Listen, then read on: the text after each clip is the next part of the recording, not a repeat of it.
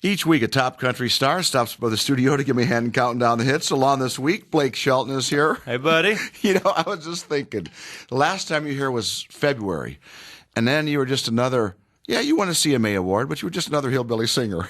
And now it's like, holy crud, between the wedding, of course, which, we have to talk about because that was in the middle of May. The hillbilly wedding. And then, And some things about that surprised me, and we'll talk about that later. And then, of course, The Voice. I mean, I know you've heard this a million times, but you were just so fabulous on that show. You really were. I mean, it's thank you. And speaking as somebody who's been in country a long time, it's always great when you see. Maybe this is too over the top, but when you see somebody who just represents us so well. Well, thank you, buddy. It shows the world. I haven't heard that much. Honestly, I haven't seen anybody. You're one of the first people I've seen since the show's been over, I haven't even been home yet. We wrapped up and flew out here to Nashville, and I'm just now stepping back into just being a regular old country singer again. Well, there's so much, and I'm glad we have 3 hours. I was such a fan of the show, and there's so much I want to ask you about and talk about and this and that, and but it was just really, really fabulous. Thank you. Really, really cool. It was good for me. It was good for me personally. As much impact as it probably has had on my career, I'm happy about that. But I really think it changed my life just working with those kids and getting to know them. How so? I learned a lot about myself, and you find out after you've been doing this for a long time. And I've been doing this for 10 years. Being around Xenia and Dia especially, just because they were the last two for me, just seeing that fire in their eyes, and it kind of awakened a part of me that probably had gotten calloused over the years, and it reminded me why I love what I do, You get caught up in the business and this side of it, these interviews and this and that, and all the other flotsam and jetsam that comes with the business, and maybe you just forget a little bit of that passion about the music, and you see it. And that last thing, I don't know how we're going to work all this, but we will.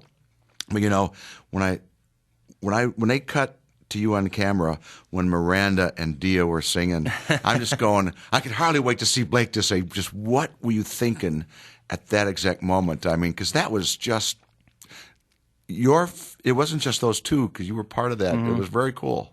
Well, there was a lot of things going through my mind, but mostly I was just thinking about Dia and putting myself in her place, in her position that she was in, where, no more than 2 months ago, she was probably about to give up on her dream of music and trying to figure out some way to make it work. She'd moved back home with her mom in Utah and all of her sisters, and I was just sitting there looking at her thinking, I wonder